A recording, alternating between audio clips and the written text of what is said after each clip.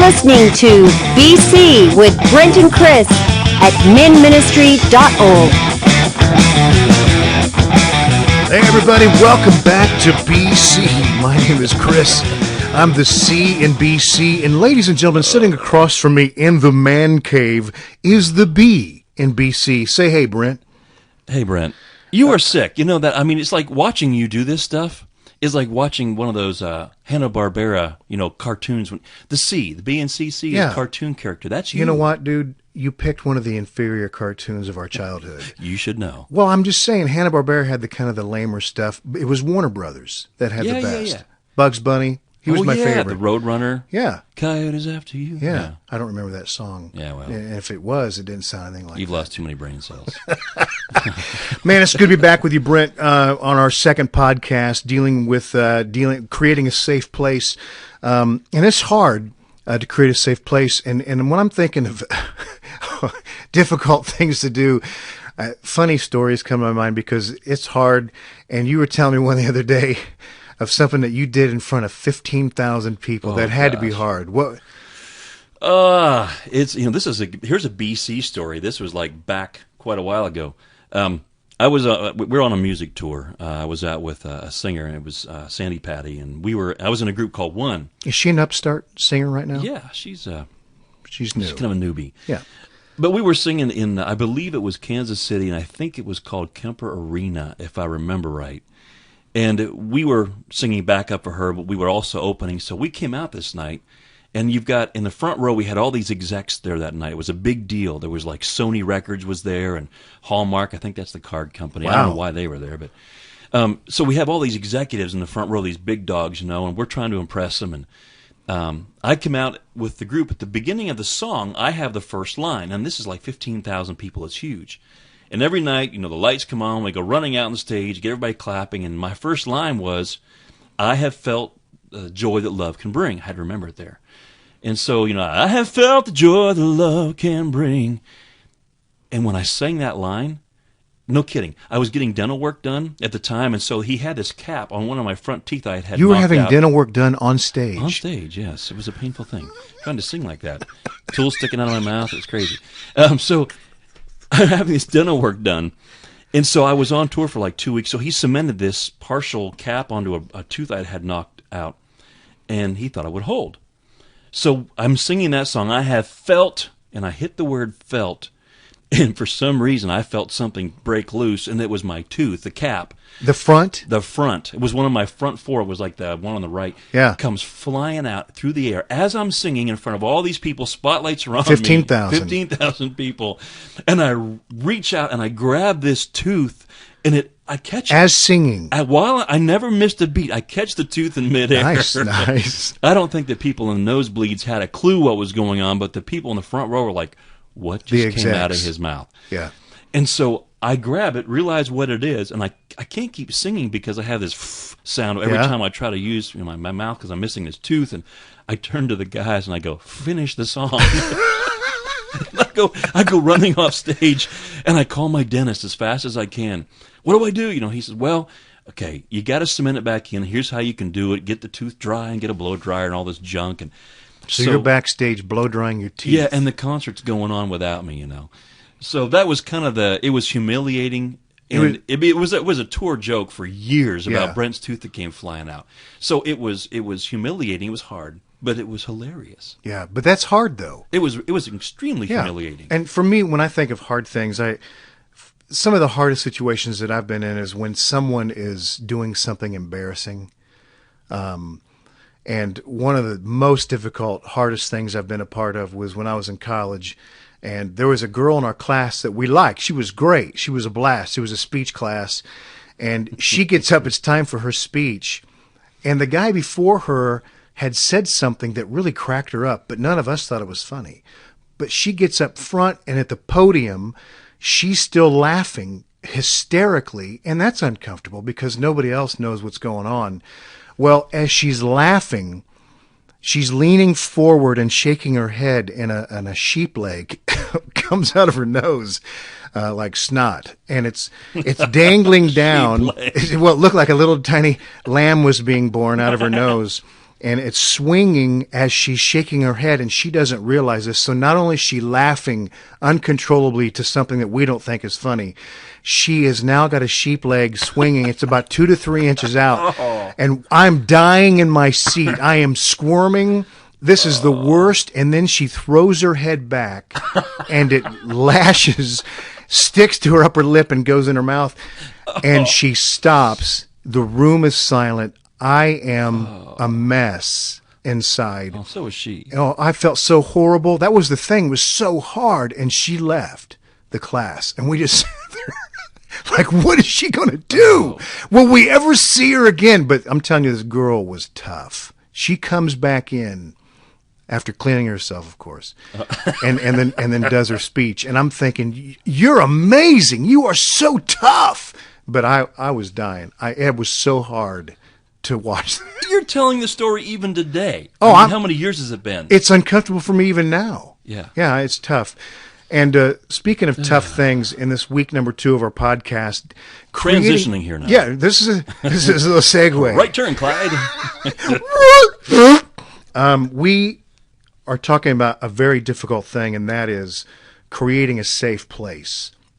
Yeah, where you don't make fun of people with snot hanging out. Well, I wasn't making fun. I was just telling the story, tooth guy. So, anyways, creating a safe place. In last podcast, we talked about the difficulty of, even in married couples, we talked about the differences of their needs and how the cultural bias fits in, and it makes it even more complicated. There's judgment, there's contempt, there's baggage. And to have to actually solve a problem that deals with our needs and our wants and our history is almost impossible. And we started to hit on it last week. We used your dad as a great example about how he caught you in your embarrassing moment, and how he didn't shame you, he didn't condemn you. He just said, "You okay, bud?"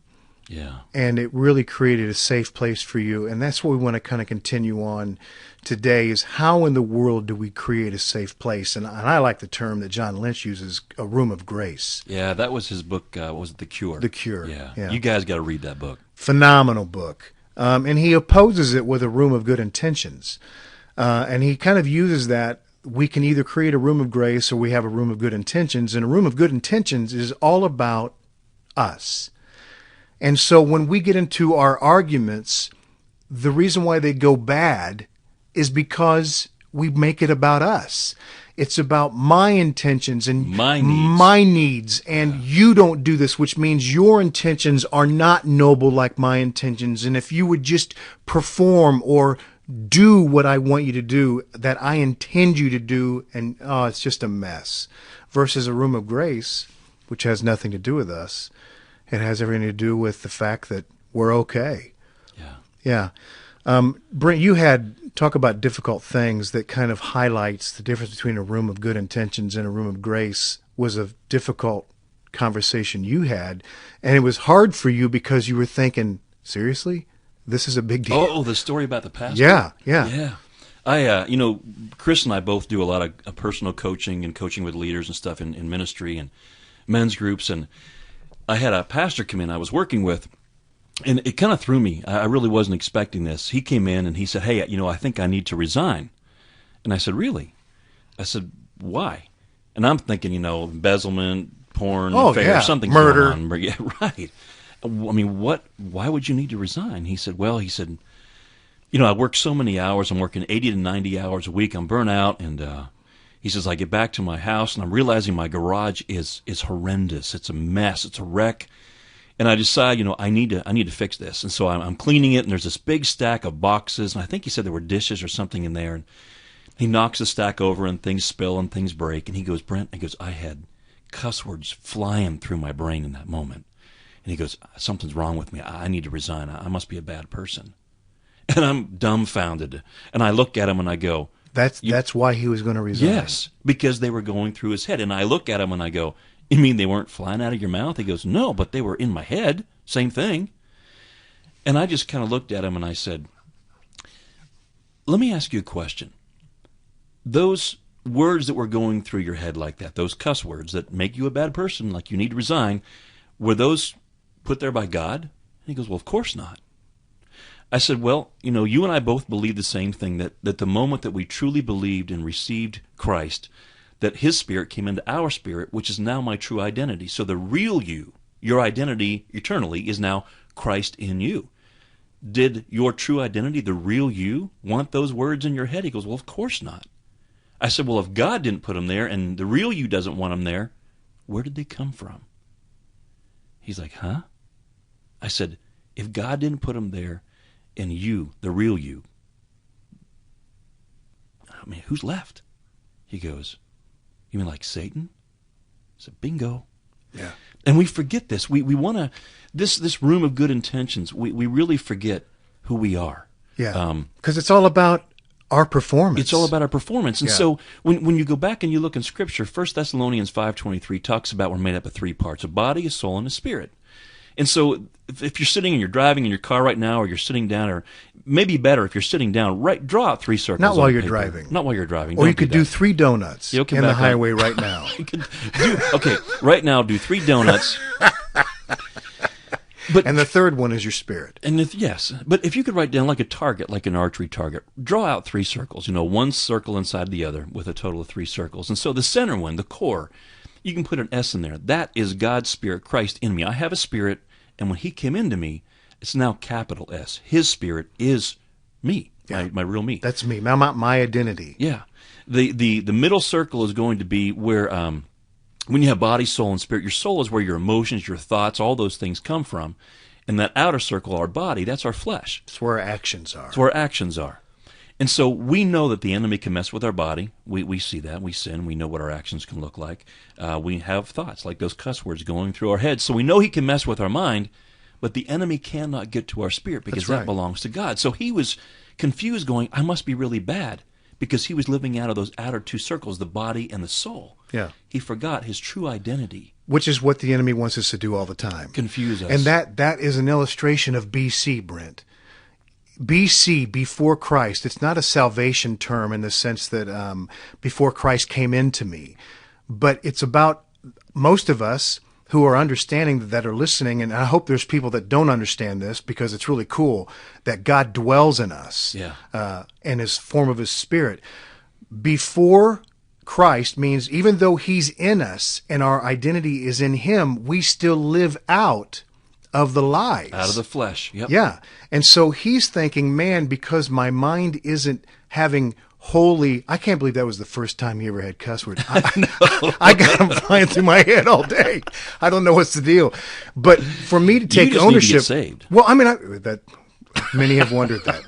But I think, Brent, of how many times, and you were telling me this too, that there are things that come into our mind every day that we go, what is wrong with me?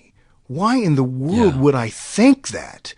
And the enemy wants us to take ownership of those like there's something wrong with us, when it's just the enemy. In fact, Ephesians 6:16 says what, Brent? It's taking up the shield of faith so we can deflect those flaming arrows. Flaming arrows. And those are those thoughts that the enemy lies. is shooting at us. Yeah, the lies. Always raining down on our minds.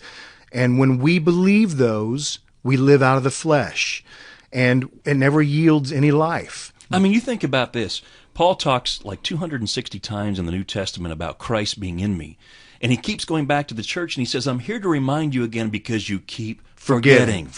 So just because you had a BC thought, like you're going back to before Christ and you're thinking these unholy thoughts, doesn't mean you lost your salvation. Not even close. No, it means you forgot who you really are. And in that moment, the enemy is there. When you forget, he's all too quick to want to remind you, oh, you're bad. Yeah.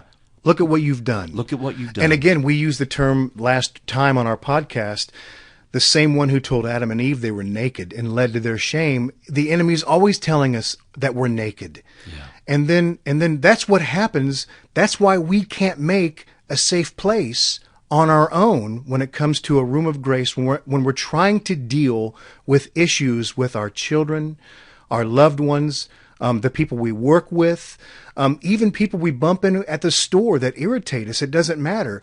We can't make a safe place because we believe that our identity is being threatened. Yeah. I believe that my identity when I act out is in my sin. Yeah. I am a mess, and therefore I'm not holy. And I have to keep coming back in coaching situations so many times, and even for myself, to remind myself or others, no, I am more than a conqueror. My identity, I'm not this sinner saved by grace. You heard that song before. I'm just a sinner saved by grace. Yeah. Really? Well, that just kind of dumbs me down to nothing. Oh my gosh. No, my identity is Christ in me. That's right. I've got the God of the universe in me. But when I'm not living out of that, and I'm believing the lies of the enemy, there is no way I can have a room of grace when I'm trying to deal with issues in my marriage or my children or whatever the case may be. And I'm going to try to perform after I've sinned or whatever that thing is. I got to somehow do something to get in a room of good intentions. Yeah. I somehow have to get good again, so I better go do all this good stuff. Yep, like so I can get maybe I back. should resign and get my life together, and then I can go back to that position. Yeah. What was his response when he understood? Here's what he said. He goes, "Why has no one ever told me that before? Yeah. Been in ministry for 40 years. Yeah. Yeah. Why has no one ever told me that?" He was in ministry for 40 years, and that was the first time he thought of a swear word. He goes, man, I've been in ministry a long time. Maybe it was a long chain of swear words, and he felt so bad about that. I don't know. Well, creating a room of grace is got to be, it can only be done not in a BC moment. I got to remember the fact that God is in me, and then I can begin to deal with issues with the people that I need to deal issues with. And so, Brent, I think a good story that illustrates the difference, because a lot of the times we think that when God is in us, we mean this, that when something is happening that's irritating us or hurting us, we're going, God, please help me not to get mad. Help me not to get mad. Help me not to cry. Help me not to yell. Help me not to rage. We think that that's what God, He's there for that. But God's going, I've already taken care of it, and you don't even have to try. Here's a great example. A lady, a wife, goes to her coach, and she says, my husband and I are probably going to get a divorce because I don't know how to handle him. And he says, what's happened? She goes, well, he watches some TV shows that have sometimes women are in bikinis or and smaller clothes, which seems to be the way of today. And I'm so glad you don't wear those kind of clothes, Chris. I'm grateful too, and the world is grateful. Anyhow. But anyways, and he says, so what do you do when those things come on? And she says, I just leave the room. And she said, the way that I was raised was that when somebody's doing something that you don't agree with, you just walk away and you shun them. And he said, well, how's that working? And she goes, not working good at all, but I don't know what else to do. And he says, well, tell me why it hurts you. And she said, because when he's looking at those ladies, I feel less valuable. I feel like he's choosing to look at them because I'm not enough. I'm not pretty enough. I'm not desirable enough. And it just hurts me deeply, and I don't know how to handle it. And so when I talk to him because I'm so mad at him, and I just don't know how to handle it. And he said, well, what if it doesn't have anything to do with you?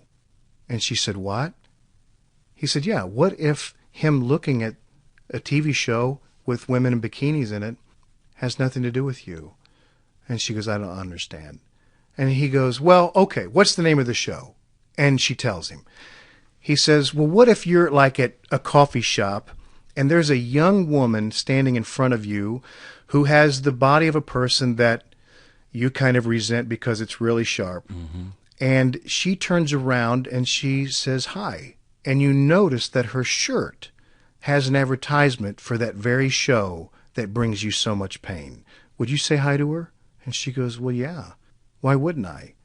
And he says, well, let me ask you this. What if she says to you, would you have coffee with me today? Would you have coffee with her? And she goes, sure, no problem. And he goes, but why? She is representing the very things that crush you. And she said, it's because it doesn't have anything to do with me. And he said, neither does the situation with your husband. Wow. You take it personal. And so you see, she didn't have to, God help me not to want to punch this woman or walk out of the coffee shop crying. She didn't have to try. She just understood that it has nothing to do with her, and neither does anything that's else. Huge. That's huge. When people, it doesn't matter, when people behave in unhealthy ways, it doesn't have anything to do with us. And I think of a story that I heard you tell that illustrates the transition of how you work through this, because it's easy to hear a story like that and to go, I'm not quite catching it. Do this selfish Sarah Selfish story. Sarah, yeah. I don't know if I'll get this exactly right, but you'll get the gist of it. It was a leader of a small group came in one night, and there was a husband and wife sitting on the front row, and he was kind of welcoming everybody in, and he looked at them and he goes, "Hey, how are you guys doing tonight?" And they were like, kind of slid apart a little bit, and she's like, her face is kind of contorted, and she goes, "Ask him." It's like, uh-oh. One of the Womp womp. said, "Well, what's going on?" He goes, I brought some anger home tonight. And she goes, "Well, he does it quite a bit." "Yeah, there's this woman at work I'm really upset about. Her name is Sarah, and she is like the most selfish person I've ever met." He goes, "Well, like what?" He goes, "Well, she shows up late to work. She leaves early. Same thing with a lunch break.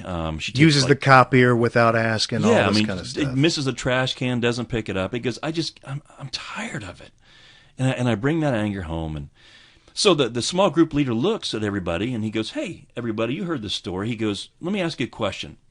From what you just heard, should Sarah be selfish?" And everybody went, "Well, of course not." It's never right to be selfish. Yeah, it's not right to be selfish.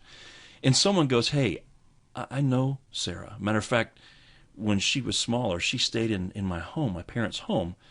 She was in foster care. She was passed from home to home. And one Christmas, she was staying with us. And we came down on Christmas morning, and she was gone. And so were all of her presents. And, of course, everybody was frantic. We're going through the house because we found her in the closet upstairs with all of her presents. She was holding on to them so no one could get to them, and she was sobbing. What we found out was all these foster homes she was in, every time a birthday came up or a Christmas and she would get a present, the other kids would steal them. Wow. And so she never got presents. And so she just learned how to fend for herself. It's about, if nobody stands up for me, I have to. Yeah, and you could feel the room change. I mean, the sympathy and empathy and all this compassion you're feeling. And the leader goes, "Well, now that you've heard Sarah's story, let me ask a question again of everybody here. Should Sarah have been selfish?" Everybody's like, "Yeah." Yeah. What happened was, and then I think he asked the question, "Are you angry now?" Yeah, he says, "How does that make you feel now? Are you still angry?" He goes, "No." He goes, "Well, what, anger being an emotion, what emotion are you feeling now?" And it was Compassion, which sounds a lot like God. Yeah. Yeah. In fact, Brent, the only reason why they were mad was because they had expectations. She shouldn't behave this way. And again, I know the natural draw as we're listening to this, people are going, "Yes, but what about accountability? She needs to pay for what she's doing." We're not talking about whether it's right or wrong. That's why we can't have a conversation without it going off the rails. See, in the room of grace, it's not about me, it's about you. It's me getting to know you, know your story, because if you're listening to this right now, which you are if you're hearing my voice. That was so dumb. Well, that's because I'm trying to mirror you. But I don't have any contempt for you. Yeah, thank you. Room of grace. Grace. Within the room of grace, if I get to know you and know your story, it makes sense why you're acting the way you're acting. I don't need to try to fix you or judge you.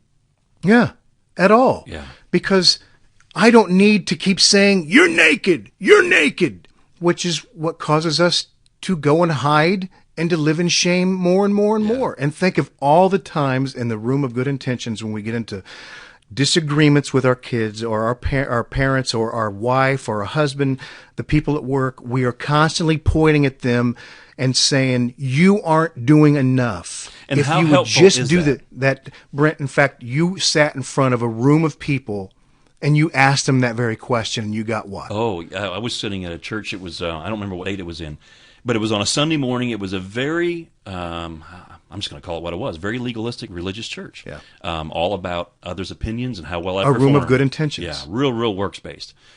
And so it was all about what I do.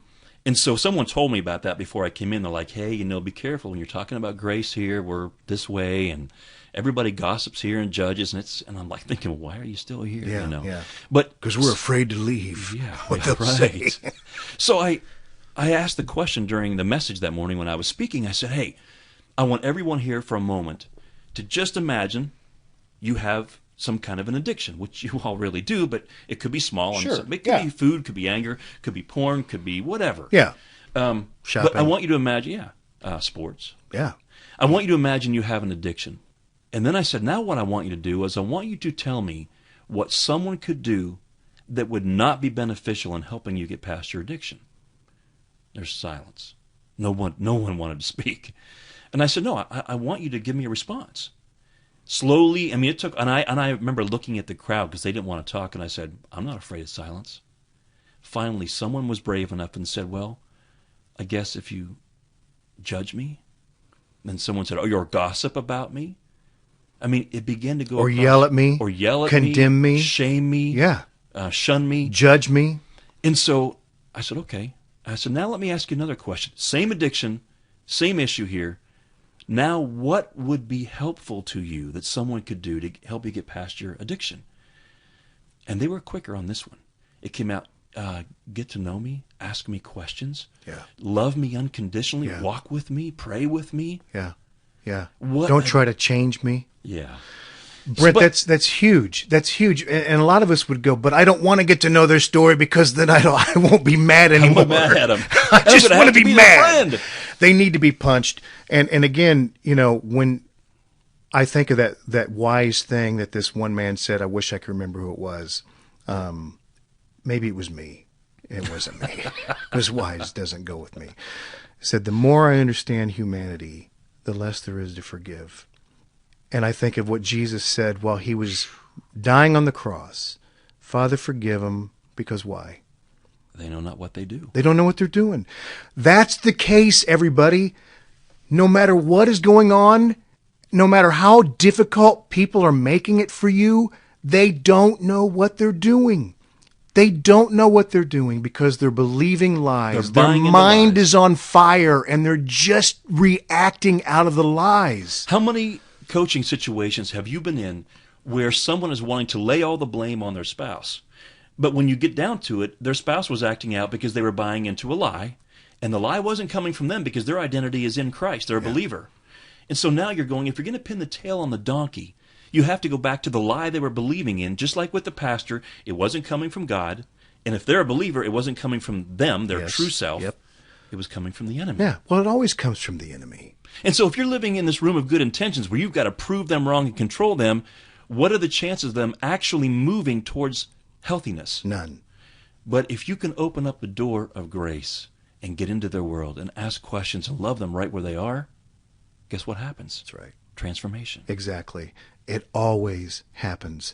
And so here's what I want us to hear as we're closing, because we're going to pick this up on session 3 of our next podcast. But that is, the question is then, so what do you do about somebody's selfishness or behavior? Well, here's the deal. You're not the one that changes people. Your job is to listen and to understand. And then the result is this. I can help them solve the issue without me applying any emotional consequences. And I think of how many times that I've yelled, Brent. I've called somebody a name. I think of raising my kids and how many times I would fly off the handle and apply emotional consequences, thinking that it took me yelling and applying that emotional part to it that would lead them to change. It did nothing. It destroys trust. It destroys trust. It caused them to be afraid. And you know what? You know who never, ever applies emotional consequences? Is our Father. I was just thinking, it's out of the Message paraphrase. It's the Romans 14:4, where it says, if there are corrections to be made or manners to be learned, God can handle that without your help. Yep. And don't make life more difficult than it already is for people. I think of when I pray, and sometimes I do the Lord's Prayer, and it comes to the part of I confess my sins and I forgive those who have sinned against me. I've come to realize that no one has sinned against me. Have people done things to me? Oh, yeah. But it's because they didn't know what they were doing. And I tell you what, that leads to peace. And you know what that is? That's the fruits of the Spirit. Love, joy, peace, patience, kindness, goodness, gentleness, and self-control.